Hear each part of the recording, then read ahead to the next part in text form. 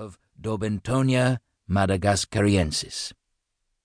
Madagascar is an island filled with magic and many taboos, or fadis as they are called, which vary from place to place, so it is not surprising that such a weird product of evolution as the eye should be credited with magical powers that vary from village to village, from tribe to tribe. In places, if it is found near a village, it is thought to be a harbinger of death, and so must be killed. If it is a small one, then an infant in the village might die. If it is a large, whitish animal, a pale-skinned adult will be in danger, and if it is a dark animal, a dark-complexioned human will be in danger. In other parts of the island, if a villager finds and kills an eye near his house, he thoughtfully removes the bad luck from himself by putting the corpse in his neighbour's back garden. The neighbour, finding this somewhat doubtful gift, makes haste to put it in his neighbour's back garden, so the eye corpse progresses through the village until thrown out onto the road to the alarm of passers-by. It is an eye chain letter. Pass this on, or something awful will befall you. In other areas, the animal is killed, its hands and feet bound in raffia, and it is hung at the entrance to the village until the corpse starts to rot, when it is fed to the dogs.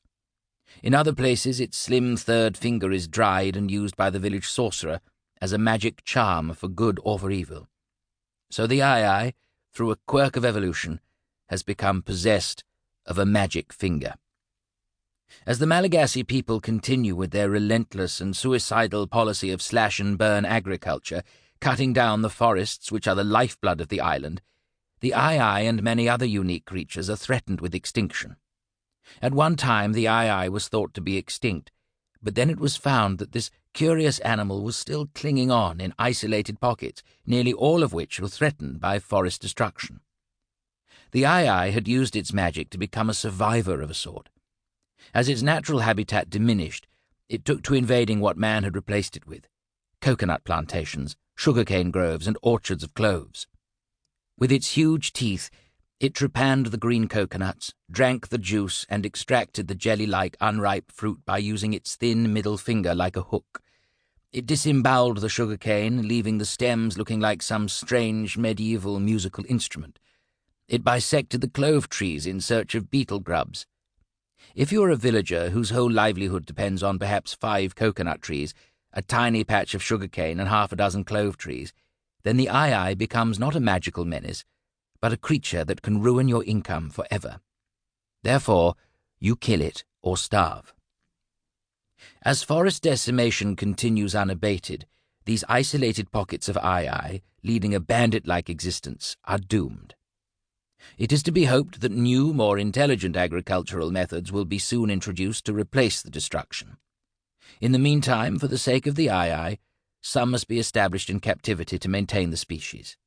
If they vanish in the wild, we will have at least some animals to return to the natural habitat, if of course their natural habitat still exists.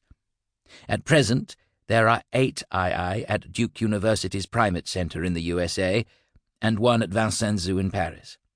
It was essential that more were brought into captivity to build up viable breeding colonies. So the Jersey Wildlife Preservation Trust decided to undertake a rescue expedition to accomplish just that. This, then, is the tale of our hunt for the beast with the magical finger and the adventures we had. It is also the story of the giant jumping rats and flat-tailed tortoises of Morondava, and the gentle lemurs from the reed beds of the vanishing lake. I hope as well that it gives a fair portrait of one of the most fascinating islands in the world. Chapter 1. The Vanishing Lake. I once described Madagascar as looking like a badly presented omelette lying in the Indian Ocean off Africa's eastern flank, from which it was wrenched millions of years ago. Like all the best omelettes, well or badly presented, it is stuffed with goodies. The 4th largest island in the world, 90% of its flora and fauna is found nowhere else. Africa is home to 1 species of pot-bellied baobab tree. Madagascar boasts 7. Madagascar is home to 2/3 of all the world's chameleons, from ones the size of a matchstick to ones almost as long as your arm.